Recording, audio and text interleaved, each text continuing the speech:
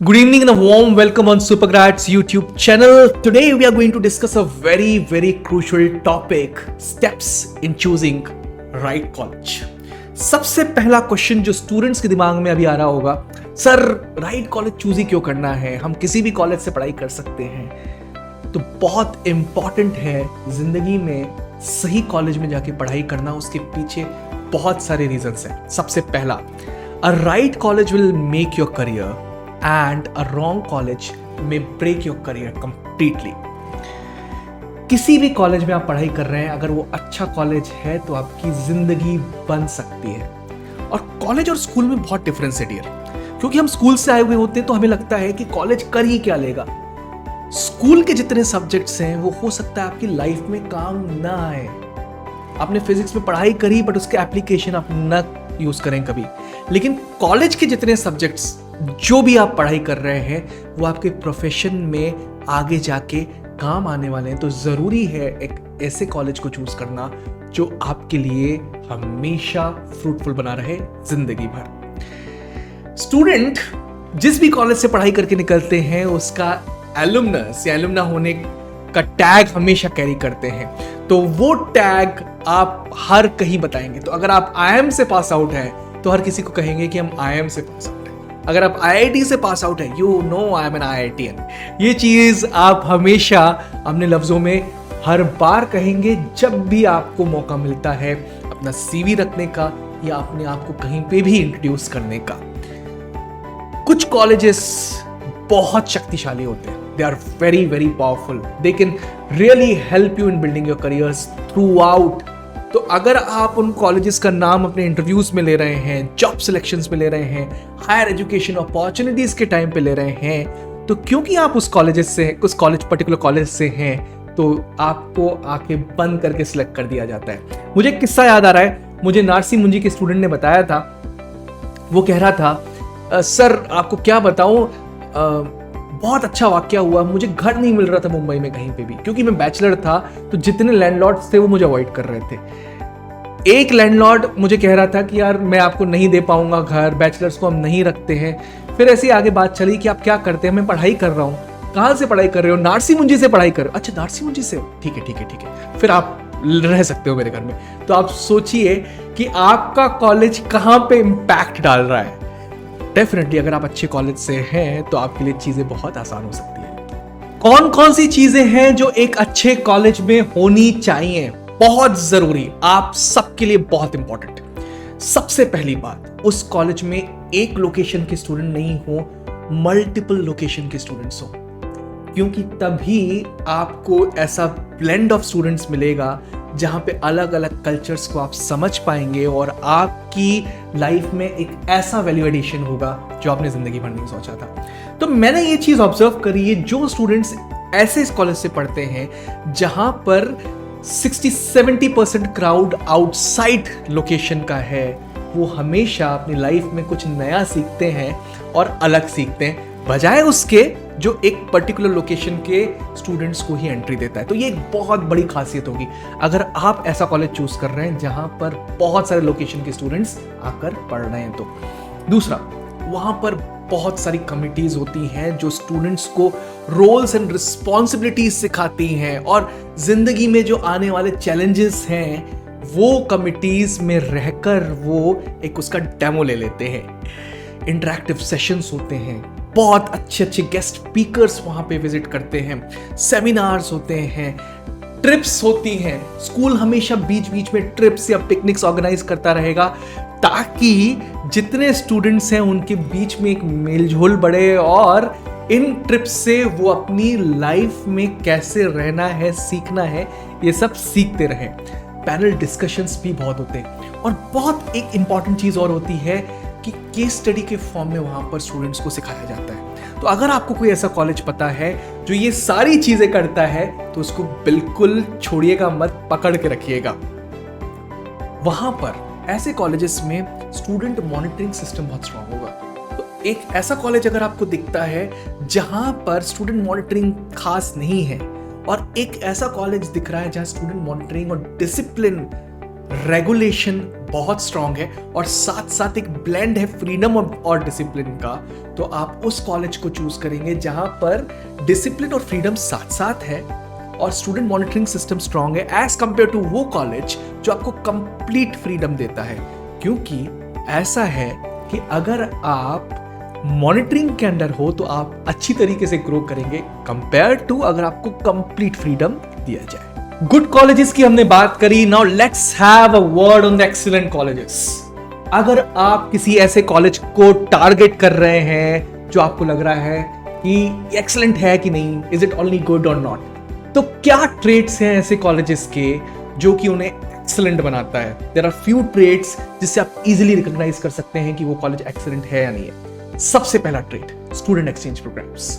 क्या उस कॉलेज का इंटरनेशनल टाई अप है किसी यूनिवर्सिटी या कॉलेज के साथ जिसके तहत स्टूडेंट्स जाके इंटरनेशनल एरिना में पढ़ाई करते हैं for a period of 1 semester और 1 trimester? A fantastic college will definitely have that trade. ऐसे कॉलेजेस में कम से कम 4 स्टूडेंट इंटरैक्शन इवेंट्स होते हैं और बड़े लेवल पे 4 स्टूडेंट इंटरैक्शन इवेंट्स होते हैं जहां पर स्टूडेंट्स एक साथ इंटरैक्ट कर सके, चाहे वो वेबिनार के फॉर्म में हो, चाहे वो सिंपोजियम के फॉर्म में हो, चाहे वो टेक्निकल इवेंट्स के फॉर्म में हो। कम से कम 4 स्टूडेंट इंटरैक्शन इवेंट्स होते हैं। ऐसे कॉलेजेस कुछ ऐसा सिलेबस भी फॉलो करते हैं जो स्टूडेंट्स के ट्रेड्स को निखारे, चाहे वो फॉरेन लैंग्वेज को इंट्रोड्यूस कर हो, चाहे वो उनकी पर्सनालिटी डेवलपमेंट का कोई ट्रेट हो, या खासकर साइकोमेट्रिक टेस्टिंग का यूज करते हैं ऐसे कॉलेजेस ताकि स्टूडेंट्स को उसका फायदा मिले। इंपॉर्टेंट, ऐसे कॉलेजेस के प्लेसमेंट सेल्स बहुत स्ट्रांग होते हैं और उनकी प्लेसमेंट कमिटी भी बहुत स्ट्रांग होती है और इन प्लेसमेंट सेल्स को संभालने वाले फैकल्टी नहीं, खुद स्टूडेंट्स होते हैं। फैकल्टी तो स्ट्रांग है ही है, एकेडमिक स्ट्रेंथ भी बहुत स्ट्रांग है क्योंकि उन्होंने कुछ ऐसे ऑपरेशनल लेवल पे इनपुट्स इंप्लीमेंट करते आए साल भर ताकि वो अभी एकेडमिकली बहुत स्ट्रांग हो गया है। मतलब सालों से वो ऐसे ऑपरेशनल लेवल पे एकेडमिक्स को इंप्रूव करते आए कि उनका ऑपरेशन और एकेडमिक्स बहुत स्ट्रांग हो गया है। इंफ्रास्ट्रक्चर और टेक्नोलॉजी की अगर बात करें तो ऐसे कॉलेजेस की बहुत खूब होती है, तो इंफ्रास्ट्रक्चर लेवल पे भी ऐसे कॉलेजेस आपको बहुत स्ट्रांग मिलेंगे। स्टूडेंट काउंसिल और एलुमनाई दोनों चीजें ऐसे कॉलेजेस की बहुत अच्छी मिलेंगी और दोनों लेवल पे ये कॉलेजेस A1 रैंक करते हैं। ये बात हो गई एक अच्छा कॉलेज जो सिलेक्ट करना है उसमें क्या क्या ट्रेड्स हम देखें। अब बात करते हैं कि किसी कॉलेज को रिजेक्ट कैसे करना चाहिए। हो सकता है कि आप एक बहुत गलत कॉलेज में जा रहे हैं, तो उन कॉलेजेस को रिजेक्ट कैसे करना चाहिए हम अब वो भी समझते हैं। सबसे पहले कुछ ऐसे कॉलेजेस होंगे जो अपने आप की रेडियो मार्केटिंग, न्यूज़पेपर मार्केटिंग बहुत ज़्यादा करते हैं, पर जब भी आप उनकी स्टैंडर्ड रैंकिंग्स चेक कर रहे हो हर जगह वो रैंकिंग्स बहुत लो है। खासकर अपने कॉलेज की आप NIRF रैंकिंग जरूर चेक करें। हो सकता है कोई NIRF रैंकिंग में लो रैंक करने वाला कॉलेज भी अच्छा हो, बट अगर उसकी NIRF रैंकिंग खराब है और उसके पीछे प्रॉपर रीजंस हैं तो उस कॉलेज को बिल्कुल भी मत चूज करिएगा। अगर आपके कॉलेज की NIRF रैंकिंग बहुत स्ट्रांग है तो आंखें बंद करके आप उस कॉलेज को चूज कर सकते हैं। हो सकता है कोई कॉलेज नया बना है और इंफ्रास्ट्रक्चर वाइज बहुत ह्यूज है, बट अभी एकेडमिकली स्ट्रांग नहीं हुआ, करिकुलर वाइज स्ट्रांग नहीं हुआ, टेक्नोलॉजी वाइज स्ट्रांग नहीं हुआ, वो पूरा का पूरा इकोसिस्टम डेवलप ही नहीं कर पाया है और आप उस कॉलेज में जाके पढ़ाई करने वाले, तो मार्केटिंग तो स्ट्रांग कर रहा है, उसका इंफ्रास्ट्रक्चर तो आपको स्ट्रांग दिखेगा, बट अंदर से वो खोखला है, तो ऐसे कॉलेज में अभी जाना आपके लिए लाभदायक बिल्कुल नहीं होने वाला। अगर किसी कॉलेज के प्लेसमेंट फिगर्स बहुत पुअर हैं तो भी आपको एक बार सोचना चाहिए, क्योंकि अगर प्लेसमेंट कंपनीज उस पर ट्रस्ट नहीं कर रही तो definitely it's a no-no for you. वहां की स्टूडेंट वाइब बहुत स्ट्रांग नहीं है। एक कॉलेज की स्टूडेंट वाइब उसके बारे में बहुत कहती है। तो अगर आप ग्रुप ऑफ पीपल जो उस पर्टिकुलर कॉलेज से उनसे पहले जाकर एक बातचीत करेंगे तो आपको समझ में आ जाएगा कि कॉलेज कितना स्ट्रांग है या नहीं है, एकेडमिकली कितना ऊपर है या कितना पानी में है, ये आपको क्लियरली समझ में आ जाएगी, जो कि मार्केटिंग एक्टिविटीज से आपको नहीं समझ में आया था। तो वहां के स्टूडेंट से जाकर आप पहले से एक बार आकर बातचीत कर लेते हैं या एक उनकी कम्युनिटी में शामिल हो जाते हैं पहले से ही, तो वो उस कॉलेज की एकेडमिक वाइब आपको खुद ब खुद समझ में आ जाएगी। Last but not the least, बहुत सारे कॉलेजेस ऐसे होते हैं जो एकेडमिकली तो बहुत स्ट्रांग होते हैं। I missed pronounce the word, academically तो बहुत स्ट्रांग होते हैं, बट उसके अलावा दे आर नथिंग। सो कुछ कॉलेजेस आपको ऐसे भी मिलेंगे जो co curricular activity, when it comes to maintaining relationships outside, placements, हर जगह फीके पड़ते हैं, सिर्फ एकेडमिक्स वहां का स्ट्रांग है। ऐसे कॉलेज में भी जाना शायद आपके हित के लिए नहीं है, बिकॉज आजकल दौर है 360 डिग्री डेवलपमेंट का। So, some final tips before I leave this particular show today. It's going to be a very, very important tip for you all. Pen pad ले लो, हो सके तो इस वीडियो को पॉज कर लो और पेन पैड लेकर कुछ टिप्स जो आप जॉट डाउन कर सकते हो अपने लिए, that's going to be very very useful for you. अगर आप किसी कॉलेज को चूज कर रहे हो तो कैसे करोगे? सबसे पहले उस कॉलेज के बारे में इंटरनेट पे थॉरो रिसर्च करो, यूज करो एग्नीआंट वेबसाइट्स को, डियर कॉलेज दुनिया देख लो, शिक्षा.com देख लो, कॉलेज देख लो। अगर वहां पर हर जगह वो कॉलेज चमक रहा है तो it's a good college, trust me on this particular things. अगर किसी एक एग्नीआंट में उसके बारे में बहुत अच्छा खासा लिखा हुआ है लेकिन दूसरों में नहीं है, तो मतलब उसने पेड एडवर्टाइजिंग की है, तो उस कॉलेज को जाने से पहले छोड़ देना। हो सके तो इन कॉलेजेस के स्टूडेंट एलुमनाई से आप सोशल मीडिया के थ्रू टच में जा सकते हैं और वाकई में उनसे उनका एक्सपीरियंस पूछ सकते हैं। पूरी तरीके से ट्रस्ट नहीं करिएगा उस पर्टिकुलर कॉन्वर्जेशन को, लेकिन काफी कुछ आपको उस कॉलेज के बारे में समझ में आ जाएगा। एक और बहुत अच्छी वेबसाइट है जो आपको बहुत कुछ कह जाएगी, दैट इज कोरा।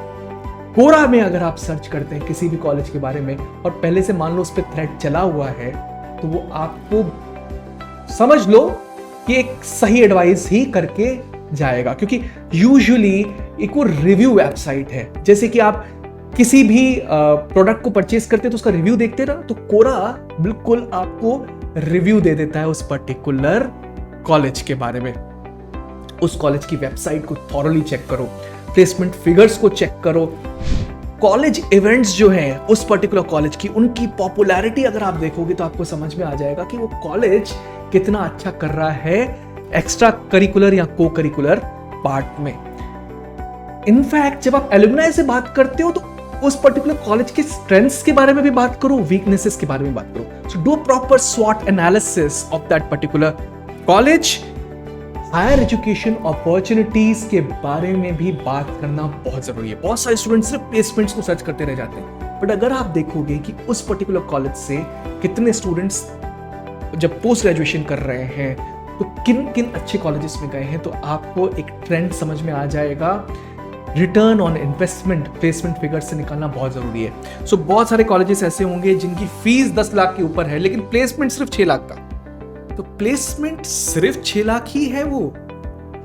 बहुत कॉलेजेस ऐसे होंगे जिनकी फीस 1 लाख है लेकिन प्लेसमेंट 6 लाख है, तो 6 लाख यहां पर बहुत वैल्यू करता है।